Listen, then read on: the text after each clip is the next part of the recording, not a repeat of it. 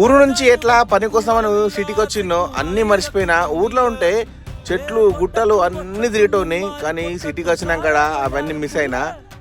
అవన్నీ మిస్ అయినా కానీ నేను మా జిమ్లో చేరుకున్న తర్వాత మా ఫ్రెండ్స్ పరిచయం అయినరు.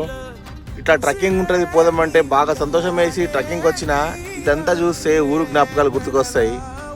ఈడ సిటీలో పైసలు ఇచ్చి మరి ఈ ట్రెక్కింగ్ పోవాలి, ఊర్లో అట్లా కాదు. ఇష్టం ఉన్న గుట్ట చెట్టు గిట్టు అన్నీ తిరుగుతాము, కానీ అట్లా కాదు. కానీ సంతోషం లేండి. చూడండి ఎంత మంచిగా ఉన్నది వ్యూ పాయింట్.